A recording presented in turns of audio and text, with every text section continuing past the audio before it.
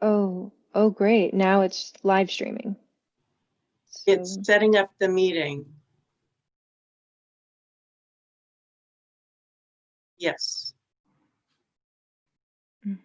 Yep, we are live.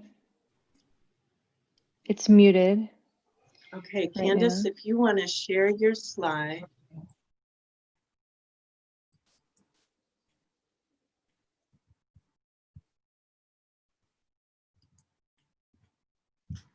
Wave to, all the people out there.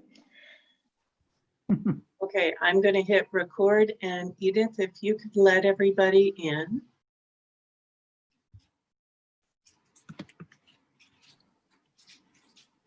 Rectangle. Hello. We see the white rectangle, Candace. Oh, now that's strange.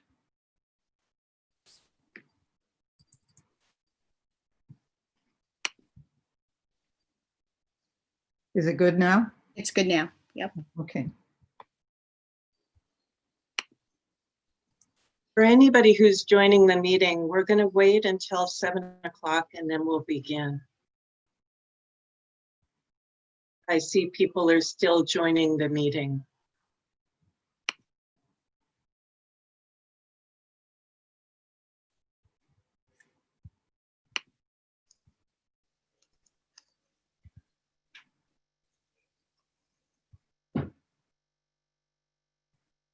So Sharon, I am seeing these thumbnails as they come up.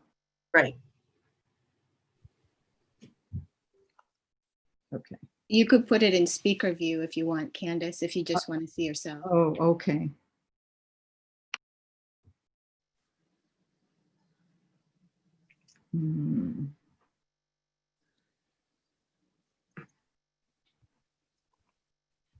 I'm not sure how to do that. It's up in the upper right-hand corner on my computer. It says gallery view or speaker view. Okay, so it's it doesn't say that here. Because you're sharing your show the active speaker video. Okay. Show thumbnail video. There's still a lot of people joining the meeting, so I think I'm going to wait for just a minute more and then we'll get started. Okay.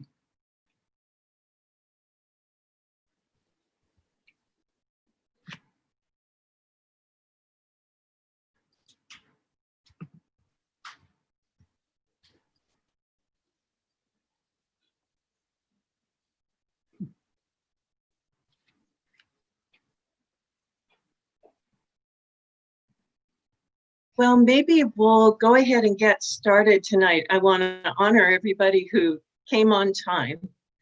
It's a hot day and we appreciate you joining us tonight.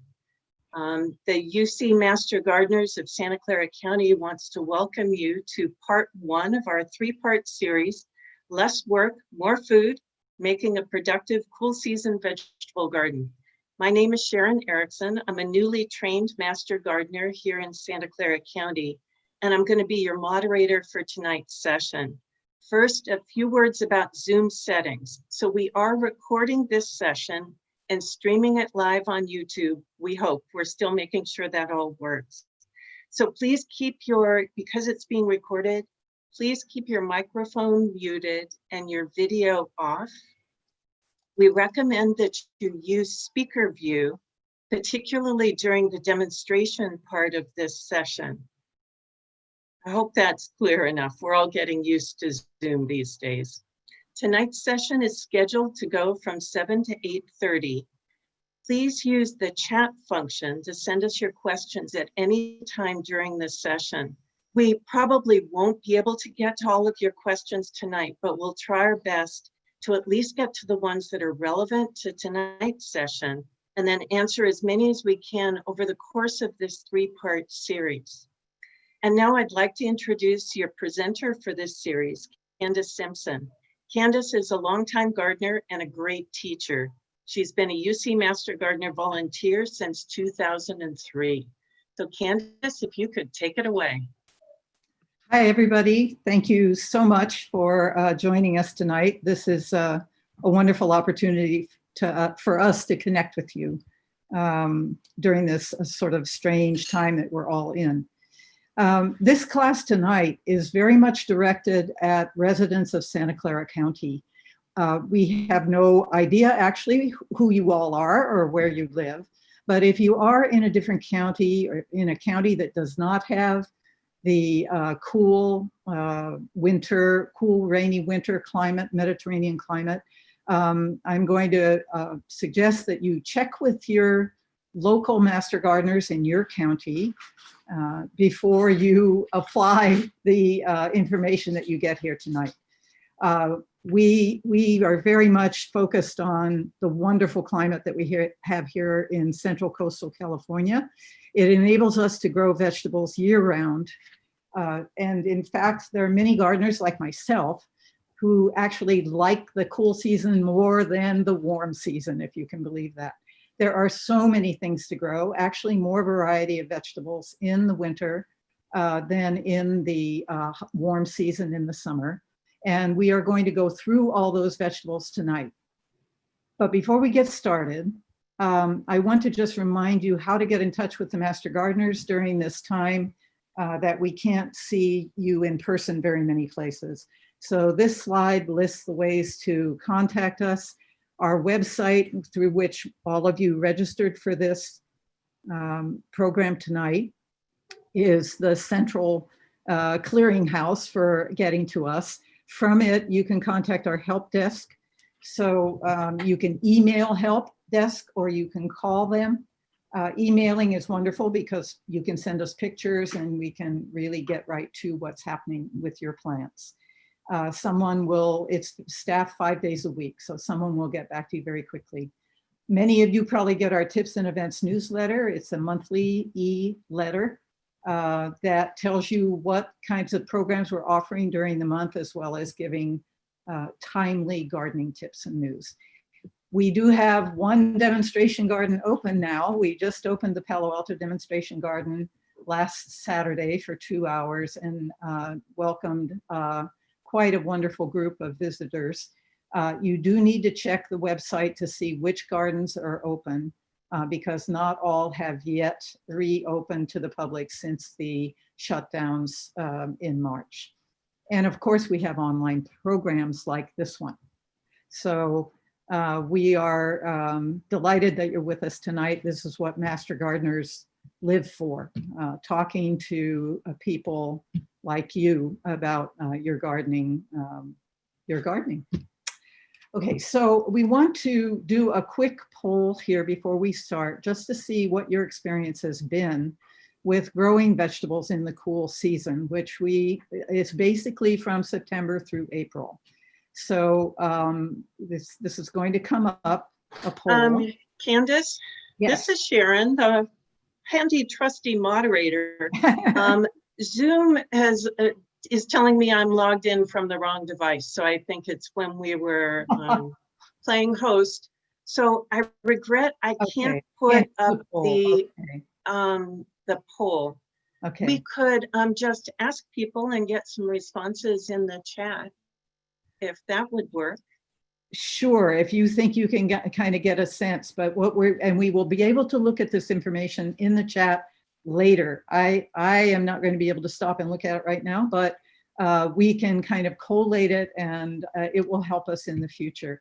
So the first question that we wanted to ask you is whether you have grown vegetables in the cool season, that is from approximately now through April.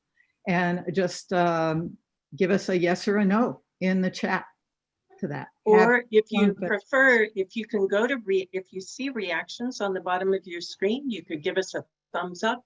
Wow, that'd be great. Okay. So I'm seeing a mix of yeses and nos. Okay, good. That's good. Thank you all. All right. Yeah, but I'm also seeing a lot of brand new gardeners of my first year. Yes, I love to grow beets, snap peas, and lettuce. Somebody else, that Mercedes, says not too much experience. Lisa says, yep, she managed to grow some arugula last year. Hey. Agnes says she tried, but squirrels got them all last year before the Brussels sprouts could mature. Well, you're in good company. Annie says fava beans and collards.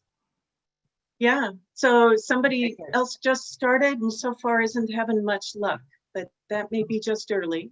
Okay. Um, All right, so that's obviously, and this often happens in our talks and classes, a wide range of experience with the topic that's at hand. And so we will try to be sure that we address everybody's needs, from the people who are really very experienced to people who really are just getting the idea to try this. I'd like to ask one more question, and this will require you to type in an answer. And that is, how would you rate the productivity of your attempts to do a cool season garden? And that would be very productive, somewhat productive, or not productive.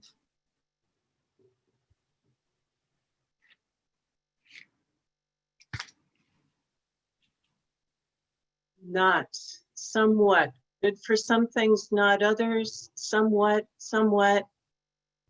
not very, not productive, mostly good, somewhat. Jan just said very productive, but only for some herbs and chard. Yeah, other people are saying mostly somewhat. Okay. There's a not.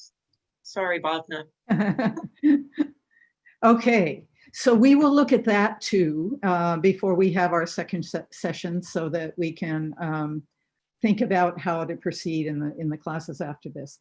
But those responses are very typical.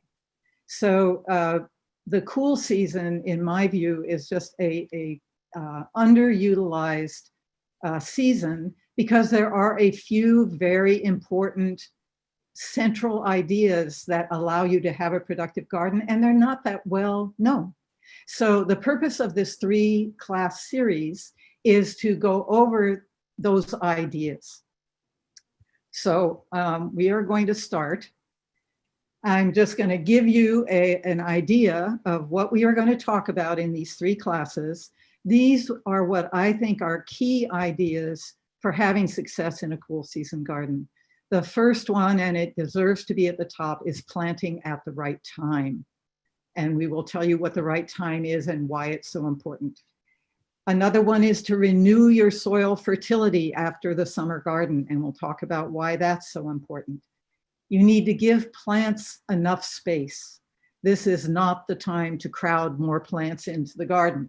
When your neighbor says, could you use another tomato? We all manage to find room to wedge that into the garden, but this is not the time to do that. Stay alert for pests, of course, just as in any time of year. Respond correctly to the weather, and that's as much an issue with too warm weather as too cold weather. And harvest correctly to keep the plants productive. So over these 3 evenings, we are going to touch on all of these. Tonight, we'll be doing, in part 1, we are going to focus completely on what you can grow, what the crops are that are the most productive at this time of year, and then where do you find the seeds and the seedlings that you want to use in your garden, or how to grow your own seedlings, when to plant them, and how you find the space to plant them. Since most of us, I'm sure most of you, still have summer vegetables out there in your garden, and you may not be quite ready to say goodbye to them. So that is how we're going to end the evening.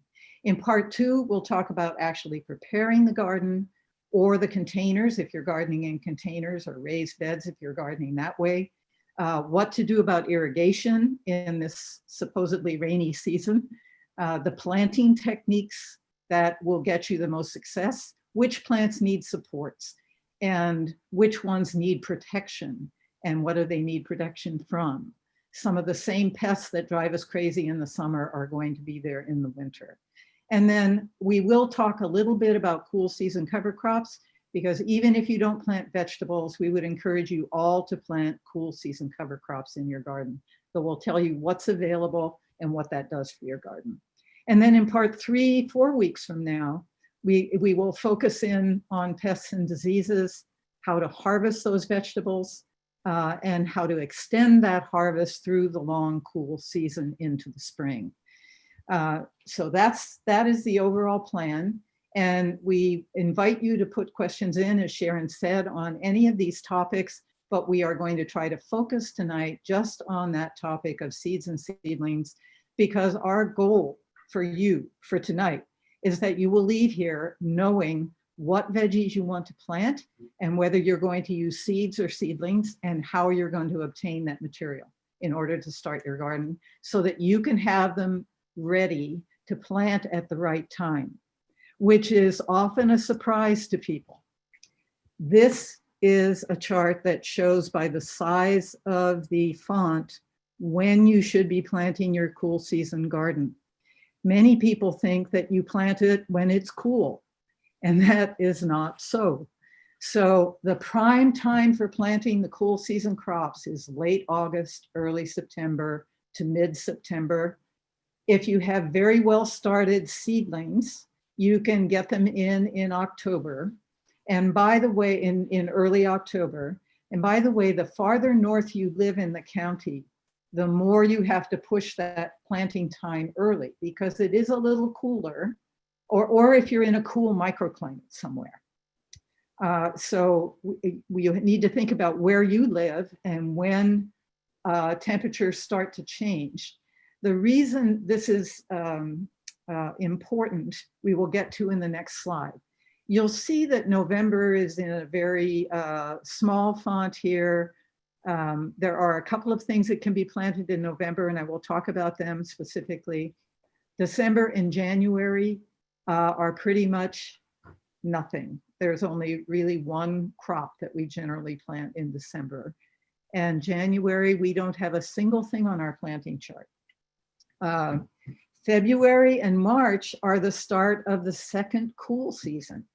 So everything that you plant now in August and September and maybe a little bit into October, you can plant again in February and March and have an early spring garden that will produce for you before you need to get your tomatoes, peppers, eggplants, beans in May, June.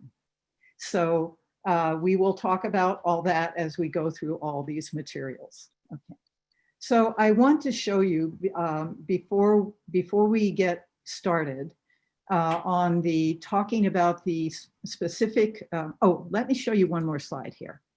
I just wanted to show, this looks very complicated and I'm going to simplify it for you, but I really love this slide.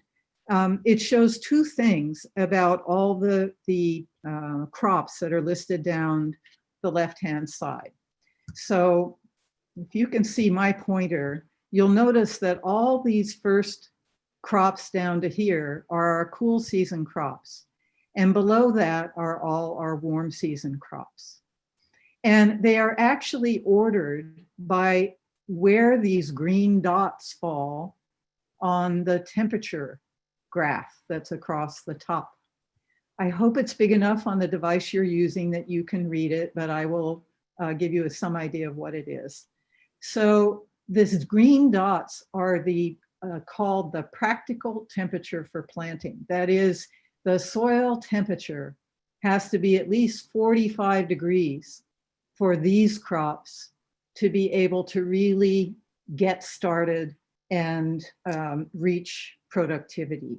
And as we move down here, that soil temperature that is required actually gets a little higher. So you'll see that chard is about 55 degrees. Cabbage is about 55 degrees. Now those are cool season crops for us. But the soil temperature can't go before 55 degrees. And if you're gardening in clay, you know that our clay soil is very slow to warm up in the summer. And sometimes it gets up to 60, 65, 70 degrees. But it takes quite late into our summer season to get up this high. And then it pretty quickly starts dropping back down towards 60 and 55 and 50. So that's why we grow these crops down here to Swiss chard in the cool season. All these other things, tomatoes, cucumbers, watermelon, okra, eggplant, they get more and more heat loving as you go down this chart. They all require warmer soil in order to thrive. And so we cannot grow those during our cool season. The other dots on this chart are going to be important to you if you want to grow from seed, because they show the temperature, the optimum temperature at which that particular seed will germinate. So if we look at beets here, the optimum temperature for beets to germinate in the soil is 85 degrees. That doesn't mean they won't germinate at 60 or even at 50. It just means it will take them a long, long time. So if you plan to plant directly from seed in the garden, as those plants especially, you need to get in as soon as possible. All plants, all seeds require warmth to germinate.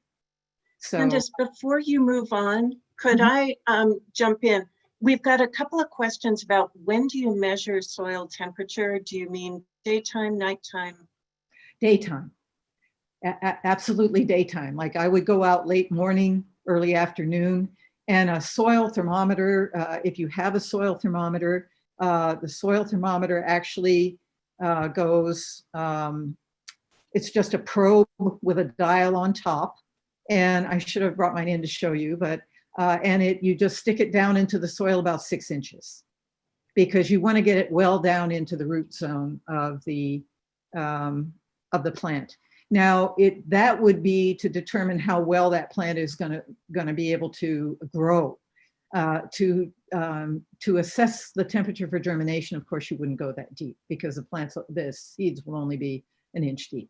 And that's, again, why it works for us to plant from seed even into September, when the soil temperature is moving downward.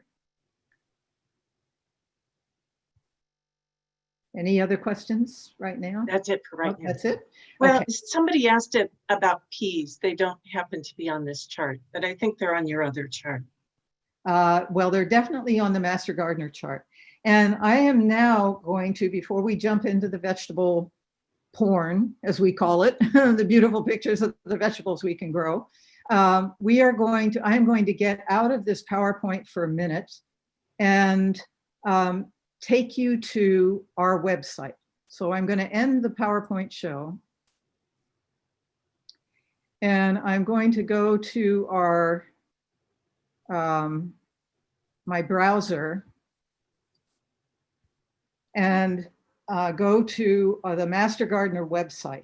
Now I'm just going to go. If you can make it to the full, make it so it's your full screen. I'll try to make it bigger here. Bigger.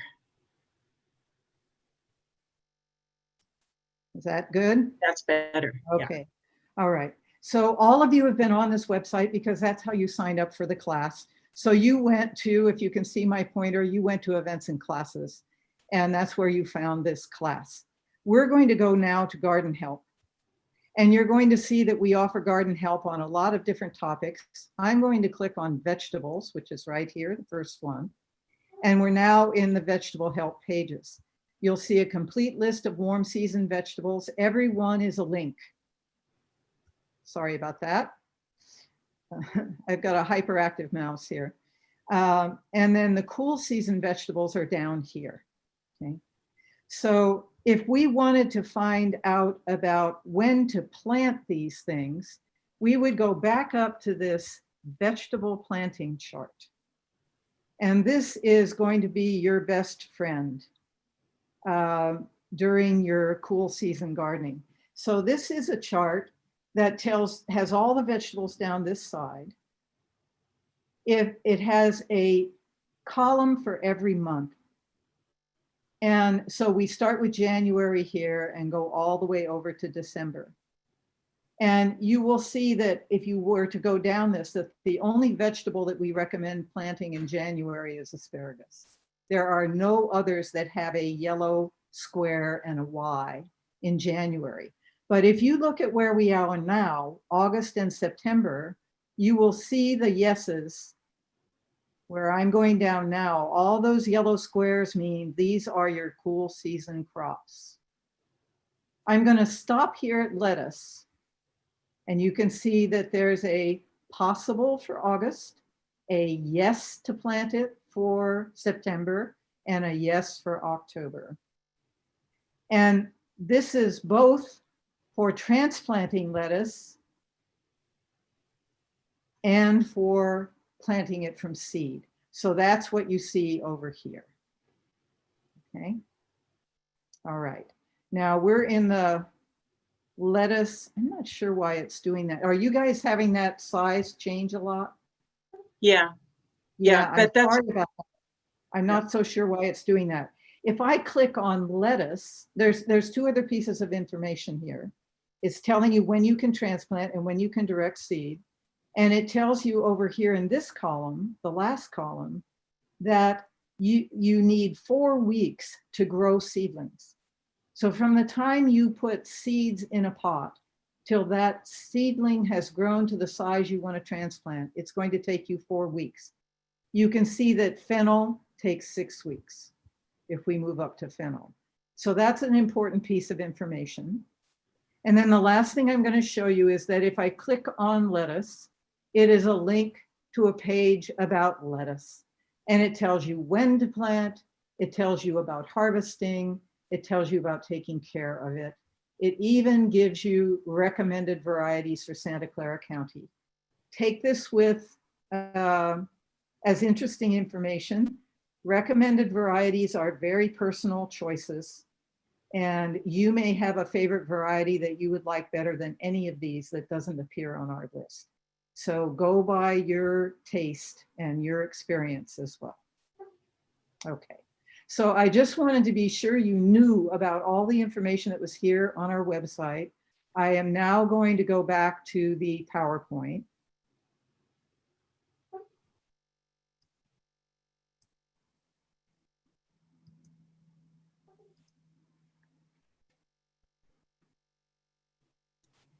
And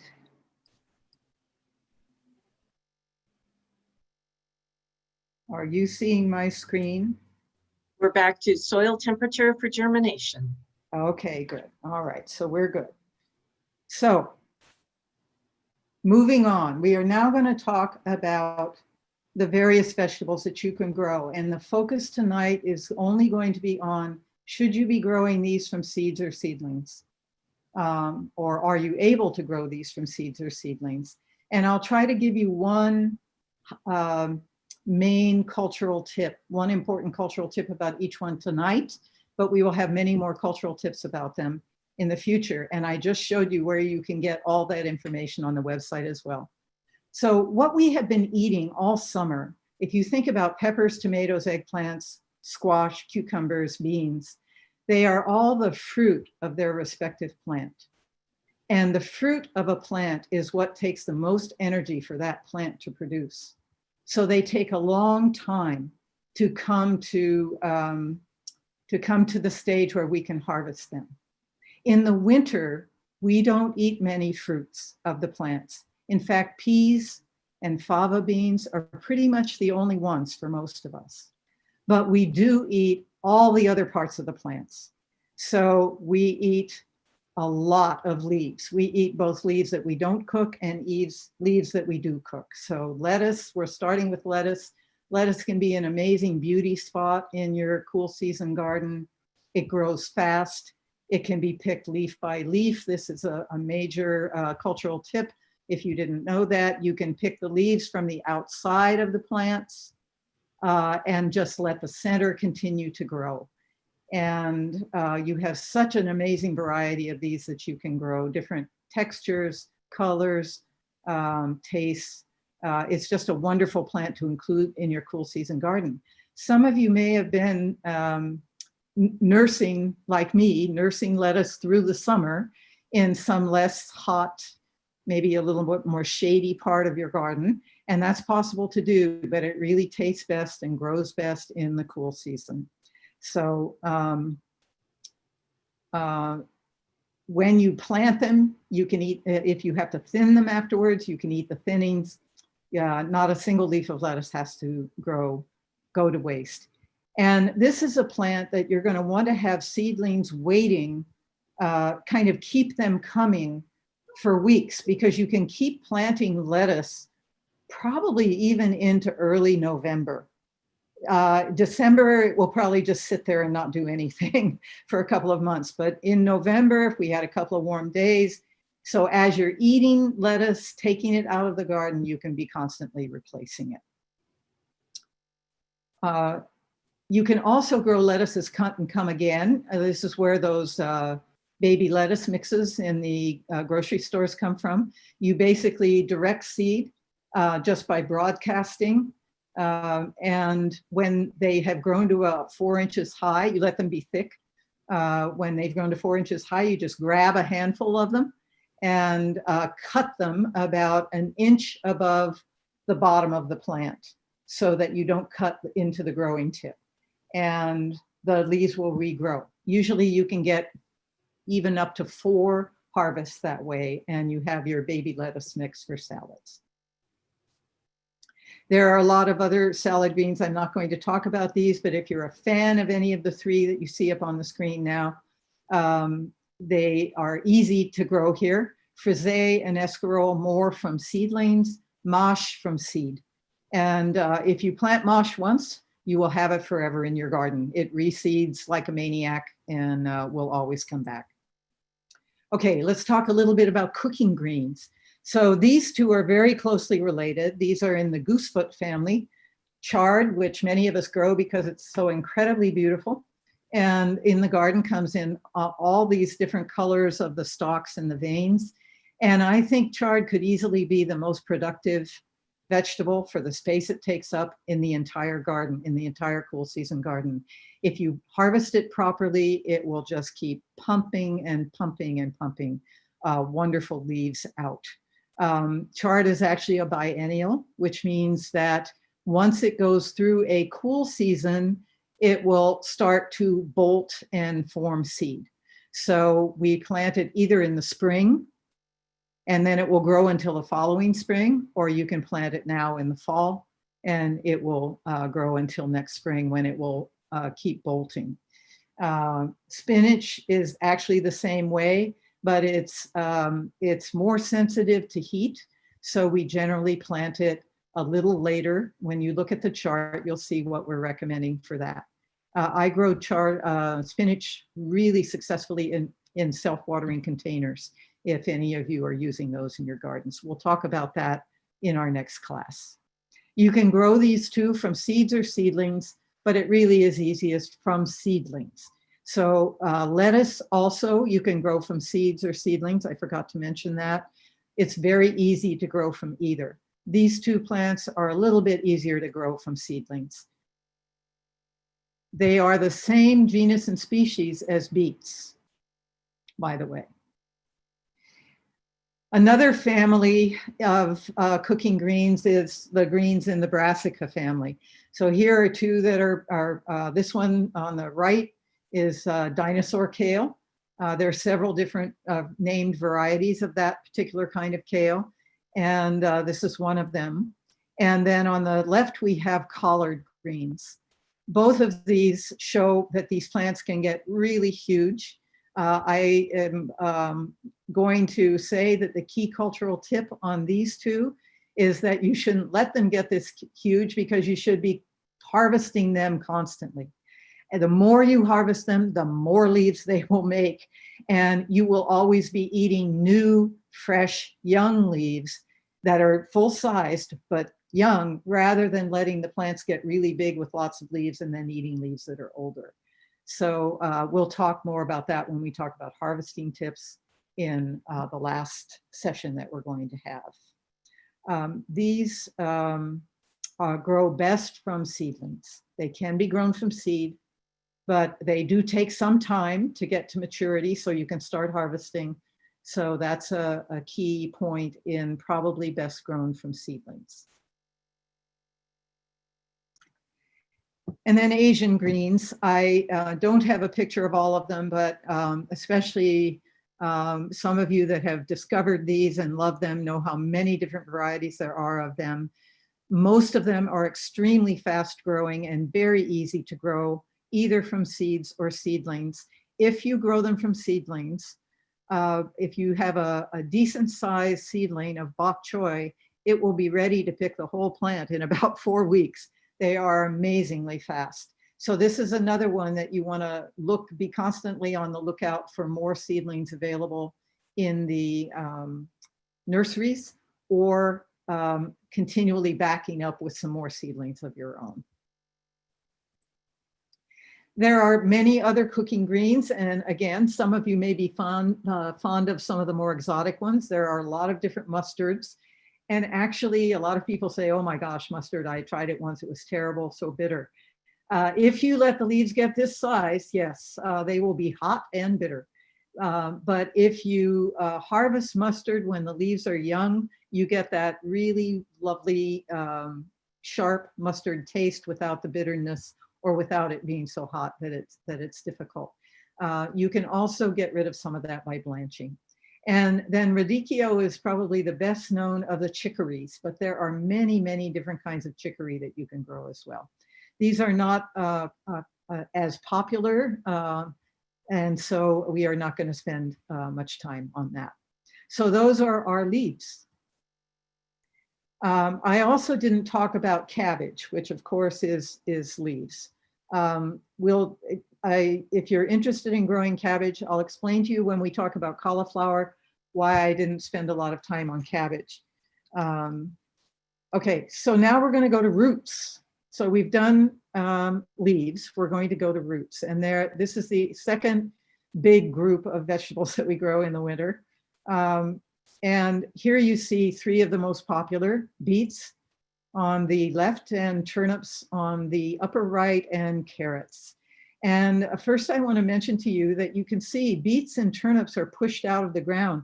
Lots of people, when they first grow them, they try to keep pushing them back in or covering them up. You don't need to do that. This is how they grow. And they are going to be fine and size up beautifully, even pushed out of the ground like this. So don't worry about this fact. Of course, you can also eat the greens of these roots. So these are really beautiful greens right here. If you are going to want the roots later in the season, be conservative in how many leaves you pick. Don't pick more than, say, 1/4 of the leaves on the plant, or 1/3 of the leaves would be a stretch. At the time, and wait until they're a decent size and there's quite a lot of leaf area up there. But you could pick both turnip greens. It looks like somebody here has picked some of the leaves from this turnip. So if you're careful about how many you take. And then here we have carrots, which, although the carrot greens are becoming a sort of trendy ingredient in fancy restaurants, most of us do not grow them for the greens. They do not push up much out of the ground. You might be able to see the top when it's getting wider, but generally you can't. Again, that depends somewhat on the variety that you're growing. I simply stick my fingers into the dirt and feel how wide the shoulders of the carrot are when I want to know if it has sized up. The key cultural tip for these is you must thin them to the appropriate spacing for the vegetable. If you've ever tried to grow beets and said, you know, I try and try, but they never really make beets, or carrots, they never get fat. There are some other issues with carrots that we can talk about later, but the main reason that happens to people is because they have not thinned them. The same thing can happen to radishes. So easy to grow, but if you don't thin them to stand about 1.5 to 2 inches apart, those radishes, they will not size up. Carrots need to be 2 inches apart. Beets really prefer to be about 6 inches apart. So the thinning instructions will be on the page on this vegetable, and please take it seriously so that you can experience these big, beautiful root vegetables. There are other root vegetables, of course. There are are rutabagas and some others, but they're all grow in very similar ways. And you can find information about those individual crops on the website.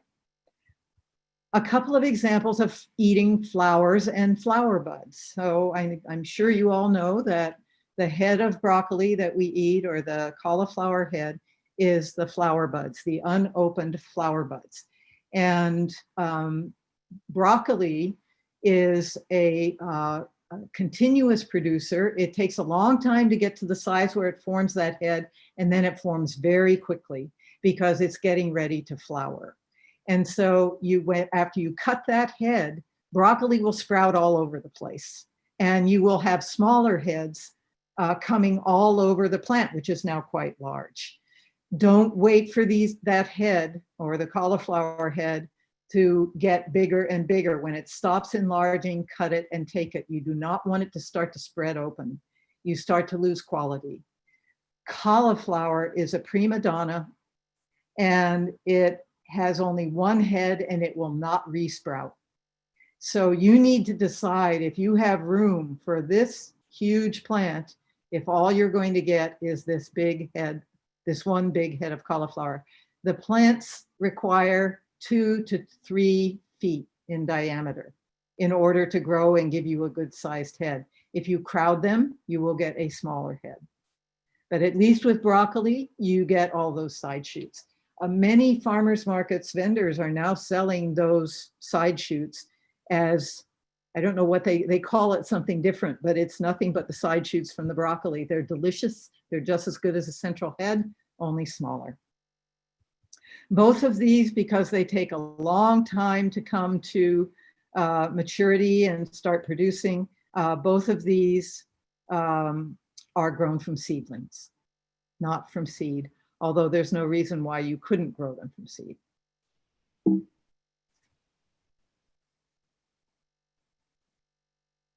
Okay, here, come here.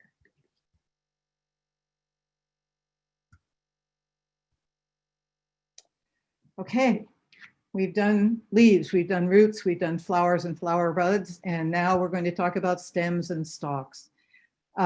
Many of you know this wonderful looking vegetable on the left called kohlrabi. And you might have thought that it was a root. It is not. It is a swelling at the base of the stem of the plant. And if you see the plant in the garden, you will understand that quite well, because you'll see the root going down. The leaves of kohlrabi are also delicious. So some of those can be harvested, again, with the same caveat: don't take too many before that bulb is ready to harvest. But you can, of course, use them when you harvest the bulb as well, and they shouldn't be wasted. A wonderful vegetable to grow in the garden, and very interesting looking. And then on the right, we have fennel. So that head of bulbing fennel, you can see all that ferny foliage that grows above, but the head, the base of it is actually the swollen leaf stalks. Each one of those layers is the end of a leaf stalk. And again, these two require careful spacing in order to get them to grow to full size in your garden. If you crowd fennel, you will not get those beautiful heads. And the same with kohlrabi. Candace, do you want to take a couple of questions in the Sure. middle here before we get too far off? So we Sure. did have some questions about lettuce. So when do you give up on your lettuce plant if you've been picking the leaves around the outside? And then how often do you plant lettuce? Okay, so that is going to depend a lot on what kind of lettuce you're growing. You know, we have leaf lettuce, we have crisp head lettuce, and we have romaine lettuce, and we have those are the main ones that we tend to grow. So leaf lettuce is designed to be picked leaf by leaf all through its life. And when it reaches a certain level of maturity, it will let you know that it's done giving you lettuce by starting to bolt. And what you will see is that the central stem starts to elongate and come upwards, and the leaves, instead of all being together down near the bottom, they start to separate out. When this starts to happen, the lettuce no longer has as sweet a flavor. It produces a white sap. You may have seen it when you cut your lettuce late in the season, and right at the cut surface, you'll see this white sap pooling. That white sap is bitter, and it is throughout the plant at that point, and that's why lettuce tends to get bitter later in the season. So as long as the plant is fairly young and it's not looking like it wants to start stretching out like that, you can keep harvesting it leaf by leaf, even if it's head lettuce. I kind of like the variety of having some of the inner leaves and the outer leaves in a salad.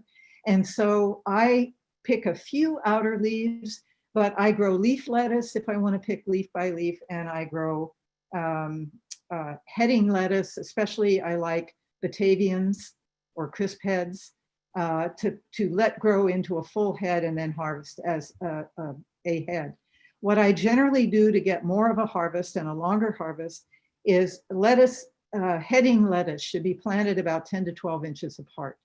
And if you plant it twice as close and harvest every other head when it's small, you're actually harvesting head lettuce over a longer period of time. So you harvest every other one and you let the alternate ones, which are now left at 10 to 12 inches apart, you let them grow to full size, and they will actually fill that space when they are full size. I'll show you a picture of that when we talk about harvesting in the last class. That's perfect, because the other question I was going to ask you to address was spacing, and I think you just did. Thanks. Okay, good. And we are going to talk about spacing on all of these things. Well, first of all, spacing you can find on the web pages. You can also find it on the seed packets if you're planting from seed. And sometimes tags on seedling 6-packs have spacing information as well. But you can always find it on our website.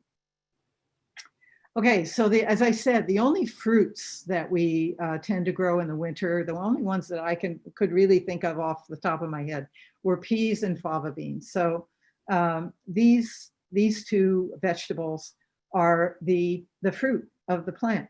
The seeds are inside those pods.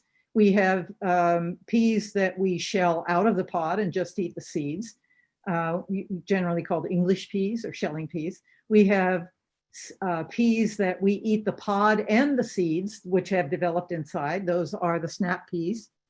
And we have snow peas, where we eat the pod before any of the seeds have started.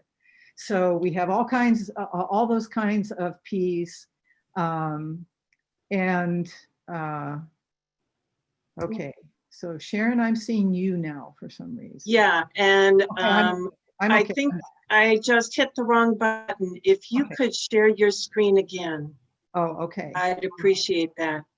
Okay. Sorry, folks, we are learning all of this Zooming. Okay, so I'm going to have to get temporarily out of this show in order to share again. Okay. So now we will share screen.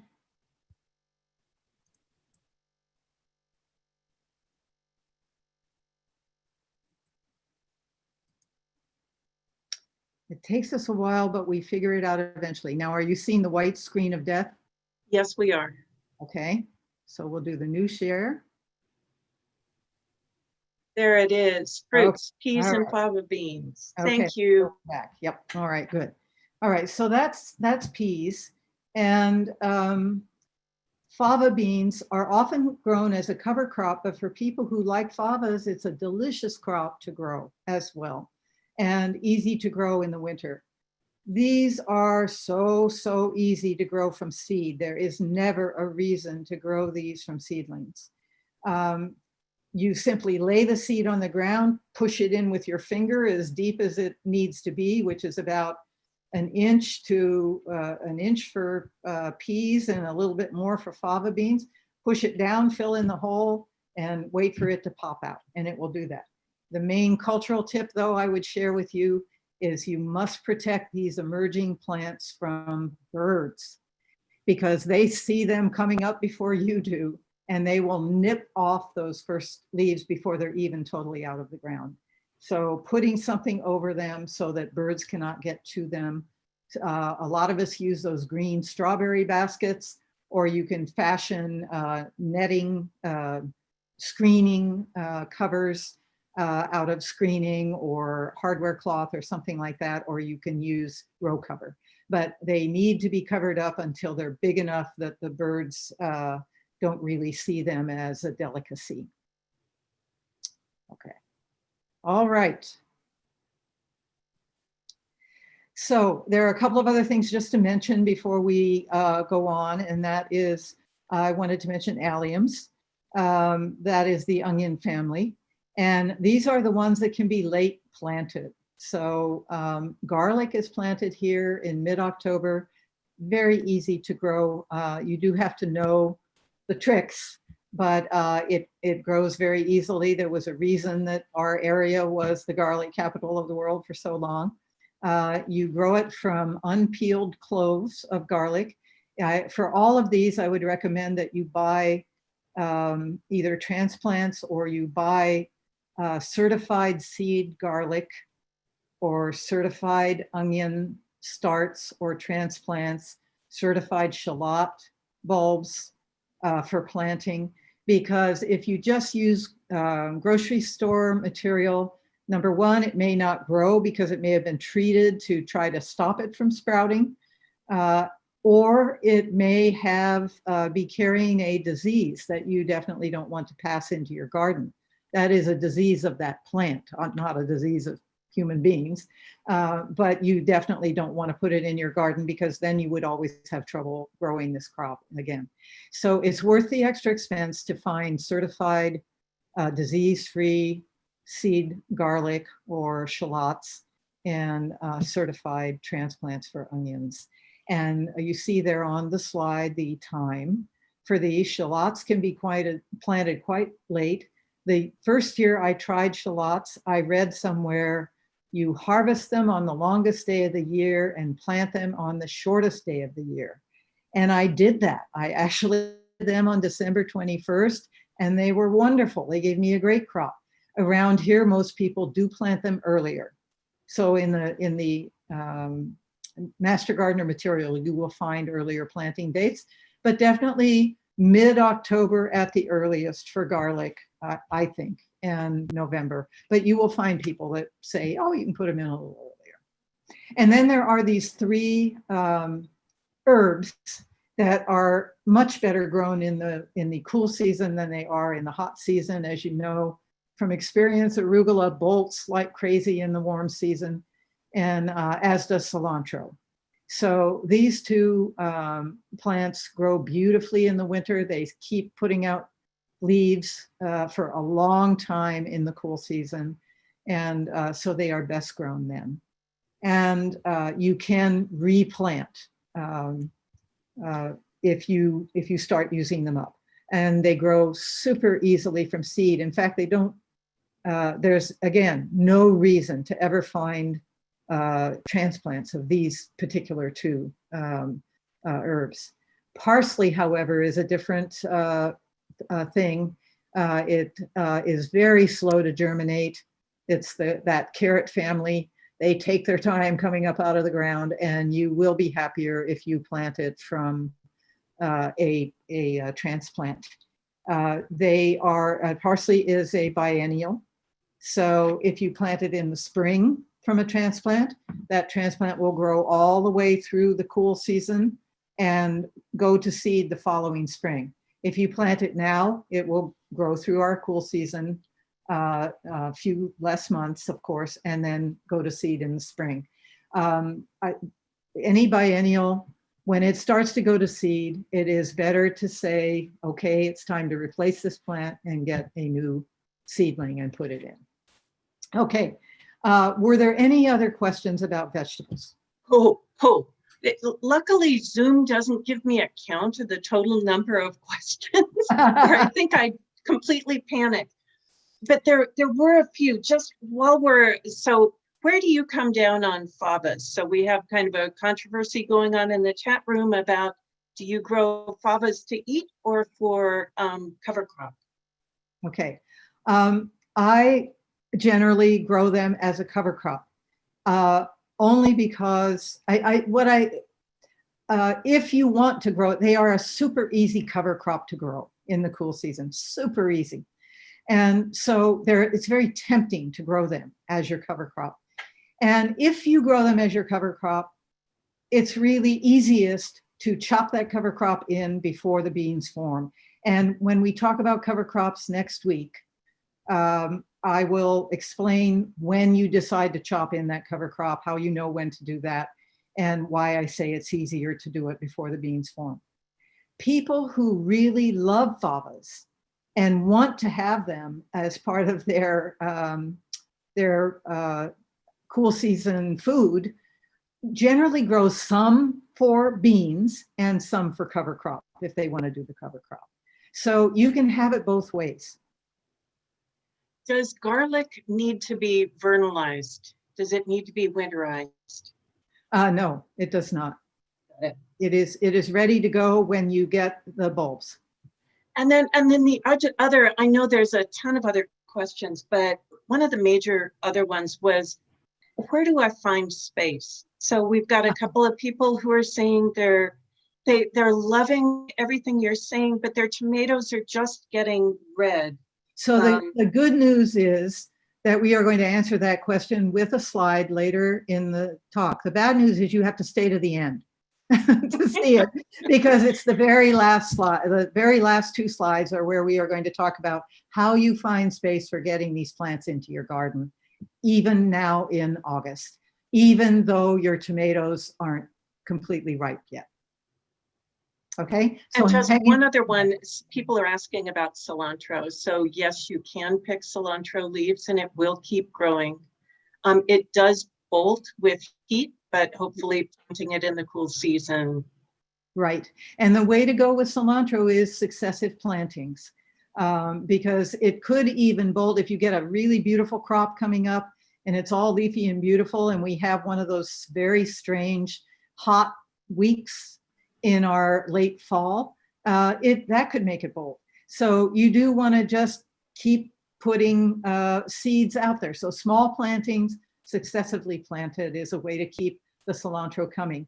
And once it gets to be too cold to expect it to germinate, even for cilantro, I'll grow some in a pot, because pots are always warmer than the soil. Great. All right. So shall we move on? Yes, let's do the demo. Okay, so we're going to have a few slides here just to kind of summarize. Here's what I hope I said, although I may have forgotten on some of these, about seeds versus transplants. So on the left, you have the column of the things that are easy and best seeded directly. Fava beans and peas, radishes, turnips, lettuce, arugula, cilantro, they're all easy to plant from seed. Carrots are easy to plant from seed. They're impossible to transplant. They're not impossible. I've actually done it because they're starting to sell transplants in the nurseries, and I wanted to see if you could be successful. But I will tell you, you have to be very, very careful to transplant a carrot. Much better to grow it from seed. So this is our list. You'll notice that lettuce is on both sides of this list, as we talked about. So you can grow it from seed, you can grow it from transplants. On the right, you have the plants that I said best to grow from transplant, either because they take a long time to get to the point of giving us food, and we don't want to have to put them into the garden that early, or because they're difficult to get started from seed. Beets grow very well from transplants, so does chard, but that little tiny beets or chard seedling seems to be absolutely irresistible to various little things that are crawling around in our garden soil. So I find it much easier to grow them from transplants.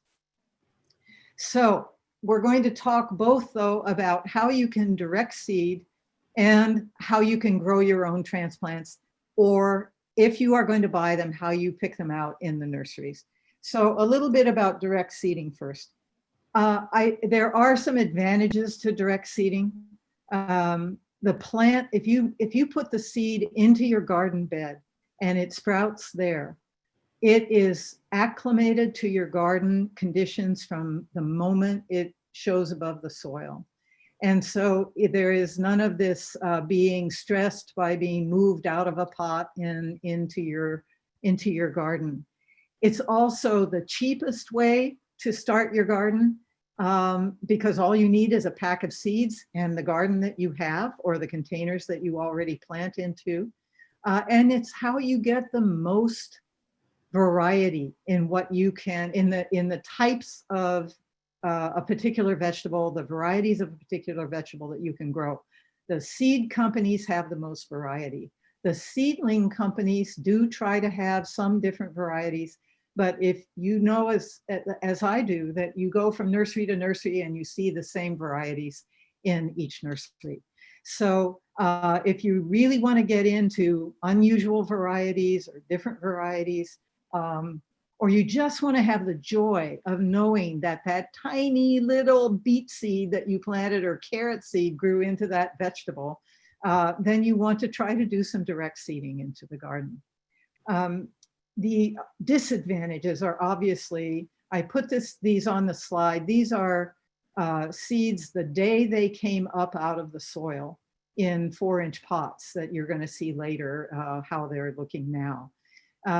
And you can see how tiny they are, especially if that pot that's cut off on the far right, upper right, has some lettuce seedlings coming up. That is one bite for a snail. So if that's out in your garden, you really have to be paying attention to be sure that none of the pests that normally frequent your garden are there to just chomp that tiny little seedling in the very beginning. You also, because they're germinating in your garden soil, you need to keep it moist but not soggy all the while, every single day. You can't miss a day until those seeds come up. And that might take about, that's going to depend completely on temperature in the garden, soil temperature in the garden. So we remember that chart that we saw. So, and you need to start early. You can't put the seeds in the garden if you're still nursing your tomato through. So there are advantages to putting them out there. They're so subject to being damaged and so forth. So, and still, it's a lot of fun. So if you want to do it, we will talk about doing it some next week and what you have to be careful about if you do it. So if you think it's just not enough, it's just too dicey to do that, you can start with transplants. Now, I'm starting with this slide because these are actual transplants from a nursery. And this is in no way intended to suggest that the nurseries don't know what they're doing. If you can imagine how hard it is for them to keep that nursery stocked with everything you want, and then to take care of those tiny plants growing in these tiny cells until they are purchased and taken home and put into the ground. But this is what is going to happen to seedlings if nobody buys them and they stay in those cell packs too long. So you can see on the upper left, you should always turn a 6-pack over in the nursery and look at the bottom to see if the roots are coming out of the bottom. If they are, those transplants are not going to do well. Don't take them home because you're taking pity on them. Look for transplants that do not have roots coming out of the bottom. And in the bottom, in the middle, you see what you can see if you tap the plant out of the pot. And if there's nobody around watching you, I have been known to do this many, many times, to see if that plant might be root bound in the pot. But you want to do it very carefully so you don't disturb that root bound, and don't tell them that I recommended that you do it. And then finally on the right, you see seedlings that you might think, oh, look how big and healthy they are.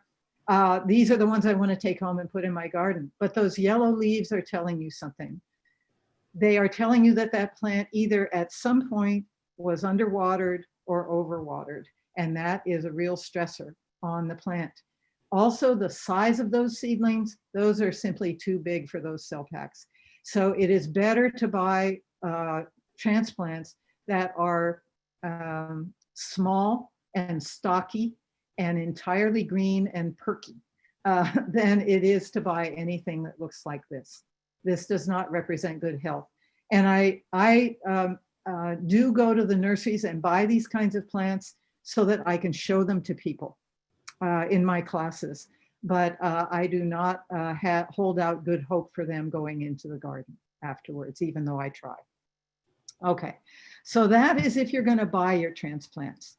Again, growing your own transplants, in addition to the planting directly into the garden, growing your own transplants is a way to get all the variety that you can get from the seed companies and still be able to grow, not put those tiny seeds directly out in your garden, but grow healthy transplants that you can transfer later when they're better able to adjust to the garden. So this is something that I want to show you how to do. And so I am going to end the PowerPoint once again and go back to your seeing me.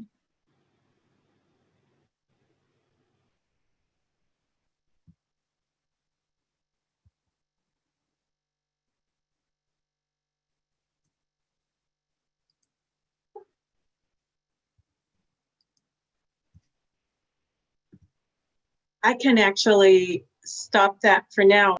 Yeah, I just need to find my Zoom.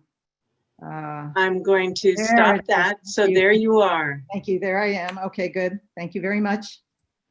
Okay, so what I want to show you is how you grow your own transplants. But just quickly before I do that, I want to show you one more thing about nursery purchased transplants.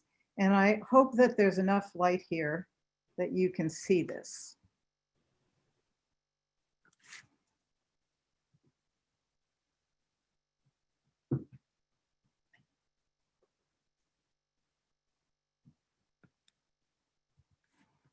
Okay, so what I have here is one cell of a 6-pack of beets.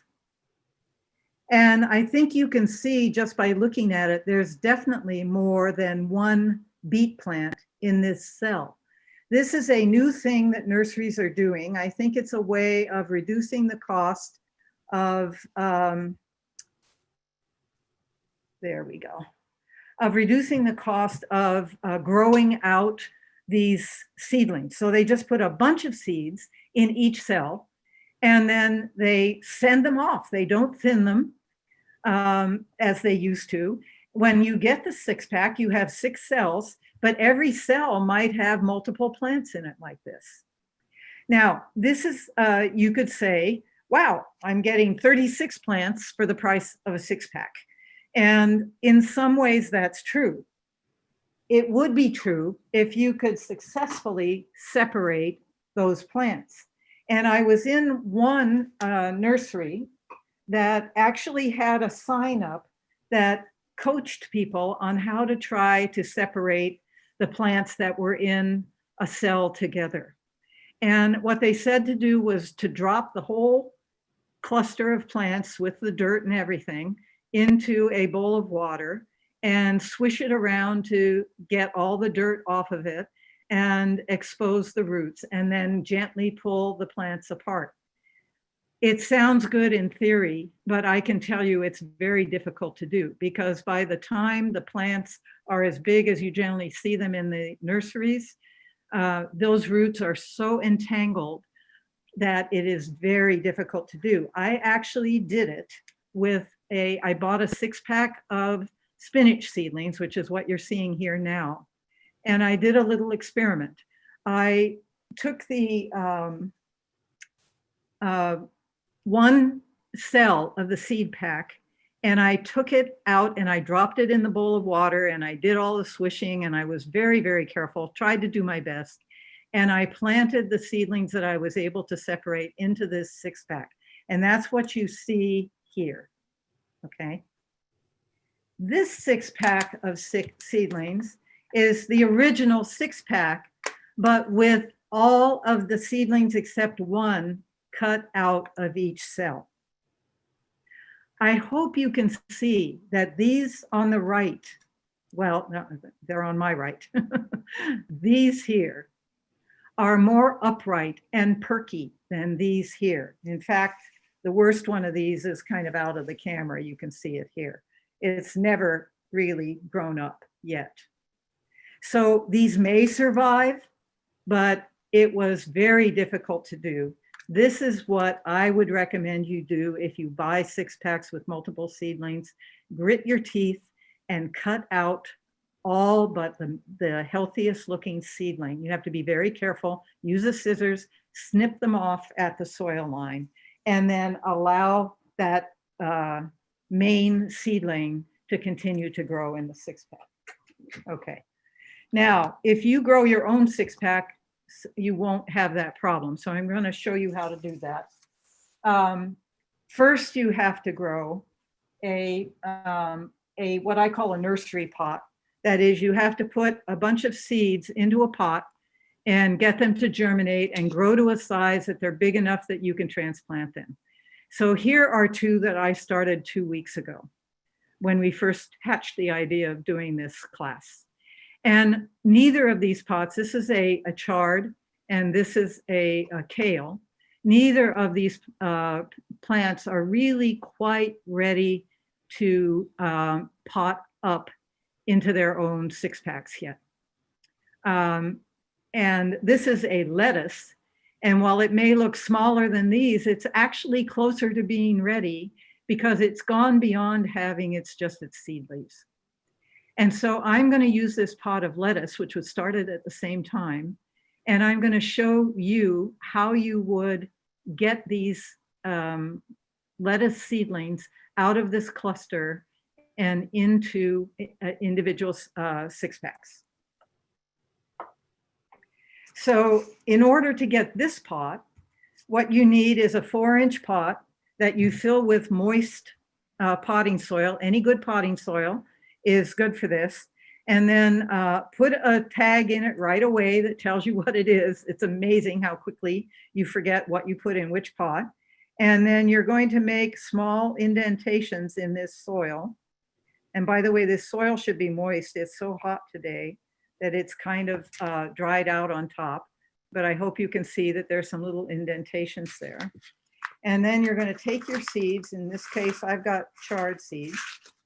And here are the chard seeds. And they're big enough to handle. And I'm going to drop one in each of those indentations.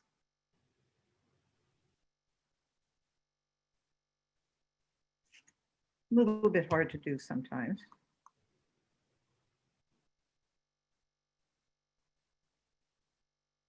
Candace, there's a question here. The transplanting, those pots all have holes in the bottom, correct? Absolutely. Everything that a plant is in has to have drainage. And regular potting soil is fine?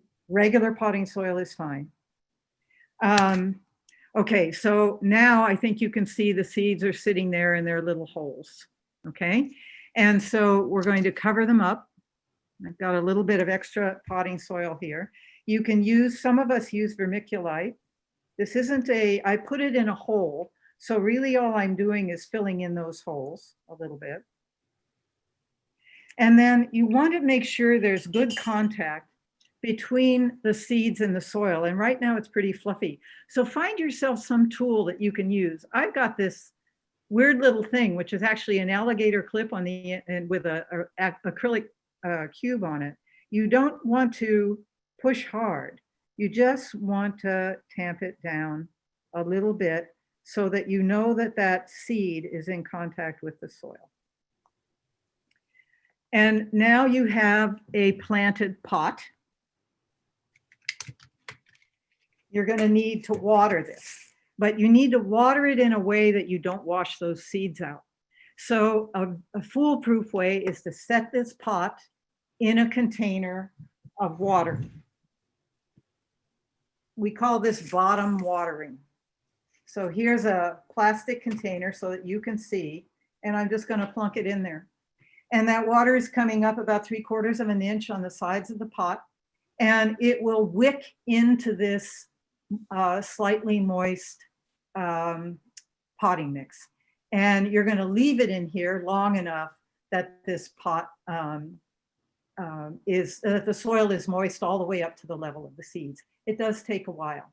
Do not walk away and leave it for half a day or 2 hours. Keep checking it. If your potting soil was moist enough, it should happen pretty fast. If you're worried that it's not happening fast enough, you need some kind of implement that puts a very mild spray onto this so that it can't possibly wash those seeds out. And this is something I bought in a garden catalog that does the job nicely. So you can find something like that, or you can use a Hoenn mister to do that and just keep misting. So I'm going to put this aside because this is done. And in 2 weeks or so,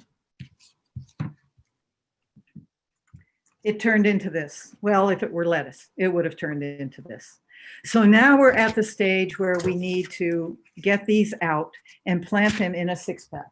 So I have a 6-pack ready to go here, and you want to get everything ready to go before you take those seedlings out. So I've got a 6-pack full of soil. Again, it is got a tag in it to tell me what it is. And I'm going to make holes for these seedlings. Now, this time, that seedling has a root that we're going to be dropping down into this hole. So this is going to be a deep hole. So I'm using a chopstick to accomplish this. And this should be also moist, nicely moist. Candace, Tammy is asking, what's the advantage of a 4-inch pot rather than planting directly into your 6-pack? If you're planting directly into your 6-pack, you are going to take up a lot of space with these 6-packs that are not going to do anything for several weeks, and then they're going to come up. No question, it's better for the plant to do it that way. So because you're disturbing it one less time. But for many of us, we want to start a lot of plants. We have limited space. And so we start a lot of plants this way. And when we know which ones are going to succeed, we transfer them into the 6-pack. If you have the space and your numbers are such that you can plant them all directly into the 6-pack, that is a great way to do it. So no problem doing that. Okay, so here is my pot of lettuce seedlings, and the way I get it out is a little bit scary. Lettuce seedlings, I might have a Julia Child moment here where things go sideways in the demonstration, but I'm going to try to do this for you. So what you're going to do is put your hand over the pot so you're not hurting the seedlings. So you see my fingers are bent and the seedlings are kind of nestling in there. And I'm going to turn it over gently and squeeze, and it's going to slip right out. And I'll turn it right back up. So the seedlings by that have not been damaged. And you'll notice that the roots have not grown down into that part of the pot. So the root ball is all right here. Now to get them apart, we just drop this a few times from a height. And now we have a disaster scene here with all these seedlings, and we are going to pick them out and tug on them gently to get them out with their roots. And I'm holding it by a leaf because any plant can make a new leaf, but a plant cannot make a new stem. So if you hold it by the stem and you crush that stem, it will not be able to grow. So now is when you figure out whether your hole was big enough. You just transfer it over to the hole, drop it in. Oh, sorry, you can't see. There we go. I'll do another one. And just, I'm using a little, you could use a chopstick or I'm using this little metal thing that I get for this purpose. And you just use that to kind of push the soil to close that hole around the seedling. So let me do another one and keep my hand out of the way this time. That's an extra challenge, but we'll do that. And while you're So doing that, look at the size Candace, of the root. Mhm. ooh, wow, that's a Okay. good root. So they really do put their roots down first. And that makes sense because no plant can grow anything else if it doesn't have a good root. Candace, we've And- got a question here about how big do these plants need to be before you transplant them? Oh, you mean these now? Yeah. Okay, so they are going to grow for about 4 weeks. Oh, I meant before, when you move them from the nursery pot to the 6-pack. Okay. How big are they? Okay, so the rule of thumb is that you want to have the plant to have its first set or possibly even its second set of true leaves. So you all know that the first seeds that come out on a plant are called the seed leaves. They're the leaves that were inside the seed that are the way the plant feeds itself while before it gets real leaves and can photosynthesize. So those cotyledons or seed leaves are the first things that you see come up. When I showed you that slide of all those little things coming up out of the ground, those were seed leaves. The next thing that will happen is it will send down its root. So the cotyledons feed it and the root will go down and the plant will establish itself. Then it will start to grow up. And so it will start to put out real leaves, true leaves, we call them. And when you see that it has a pair or possibly 2 pair of true leaves, that is a good time to do this process of moving them from here to here. I am doing it a little early. They do have 1 true leaf. You can see here, this is a cotyledon, this is a cotyledon, that is a true leaf. And I can see, but you probably can't, that down in the center is the next true leaf coming. So this was the very earliest moment, but I had to do it because you guys wanted to see it tonight. So that's why we rushed it. I would have typically waited probably another week before I potted these up, depending on how fast they grew. Now, all the while they're growing in that pot, of course, the roots are getting more tangled. And so there is a fine line between letting them be in there longer, which makes it a little harder to get them apart. Another tip on this is the drier this pot is, the easier it is to be able to pull the roots out of the soil. But you don't want these plants to have been stressed by being dry. So again, it's a balancing act. So Candace, it's about 8:20. Okay, all right. So let me wrap this up really quickly here. Let me get this out of the way. It does remind me of a cooking show. Yeah, I really did think about Julia Child and times when she would spill things and so forth. And I thought, okay, that can happen.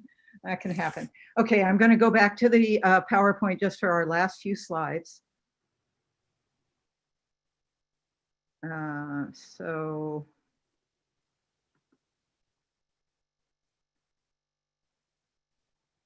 all righty. Okay, so can you see the slide yet? No. Okay, so sorry, I have to get out of it.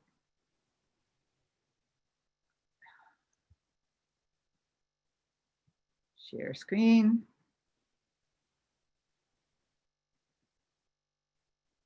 There we are.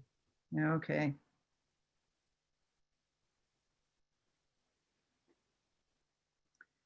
Is it the white Oh, screen? we've got the white screen of death. Okay, all right, so here it comes.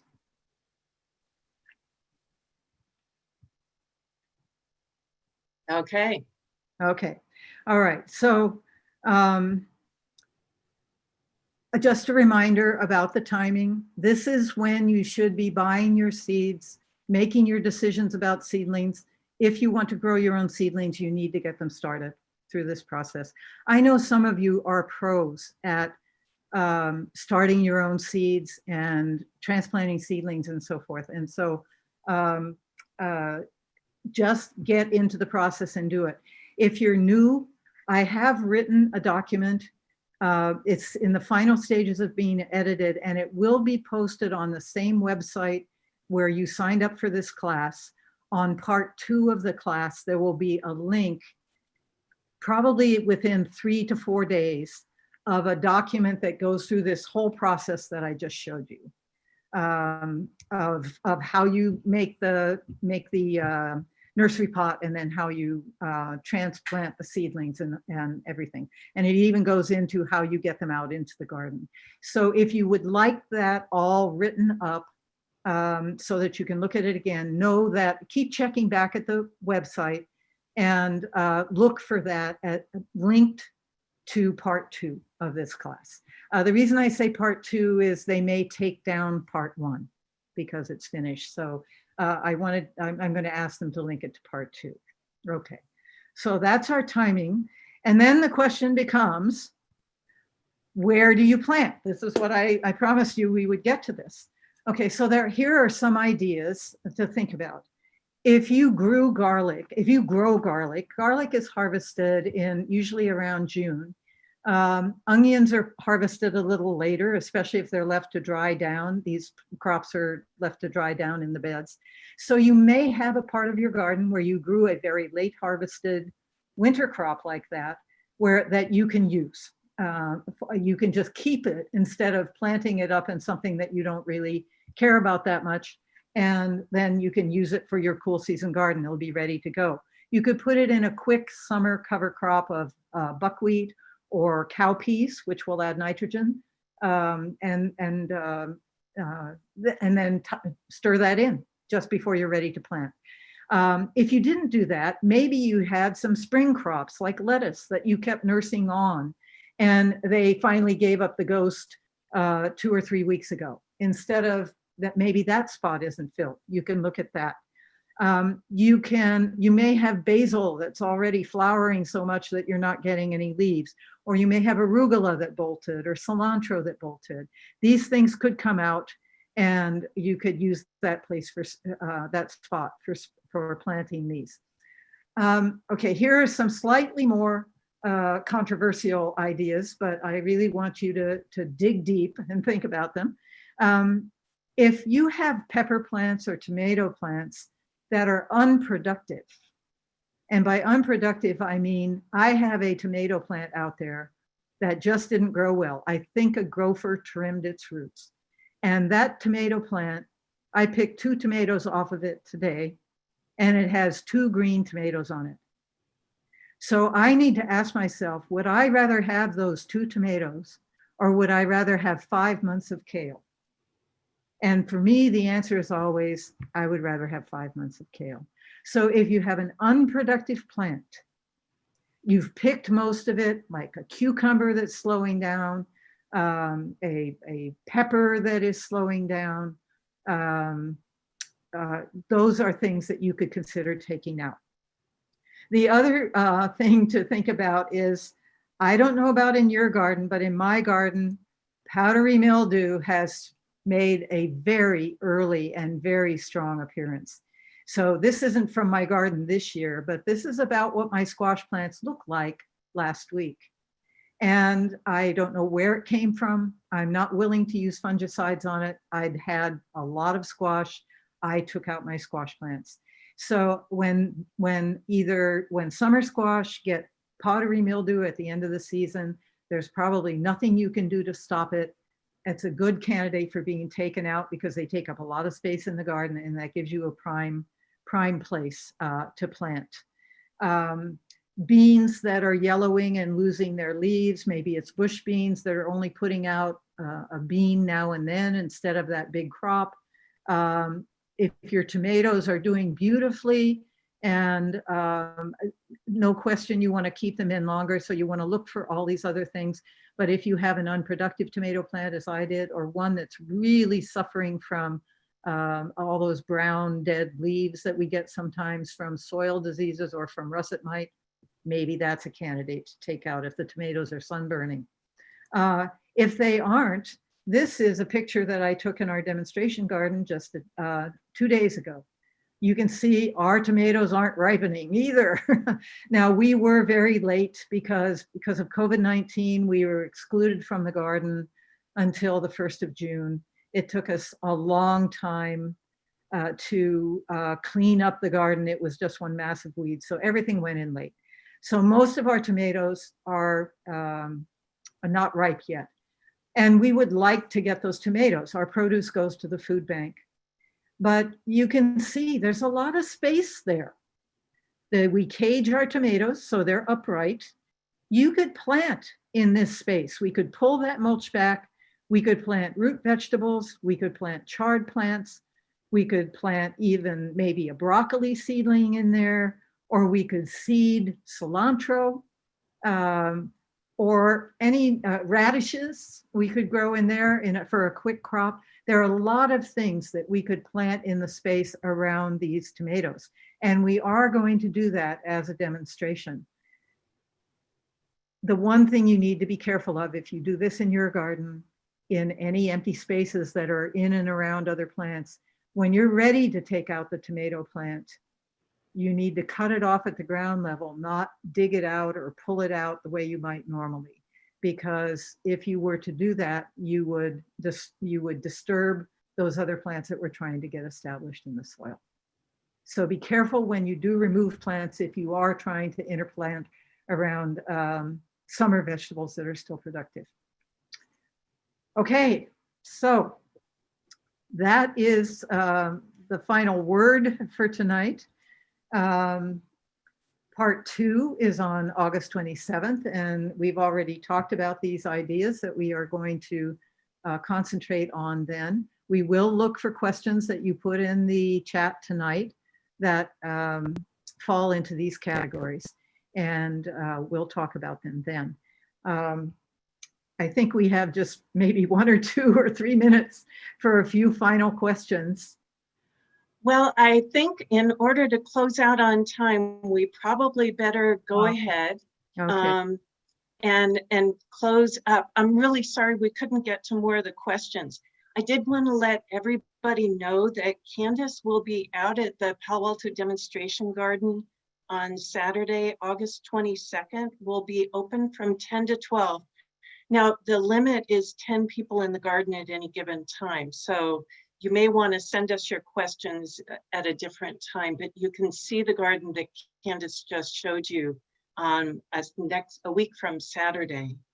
I want to thank Candace for her terrific presentation. We're getting lots of great comments, especially the cooking demonstration part of this. And I want to say thank you to the Palo Alto Library for co-sponsoring this event, and to all of you for attending and for your questions. They've been terrific. We hope to see you again on August 22nd, on August 27th, and then again on September 10th. And meanwhile, take care and happy gardening. Take care.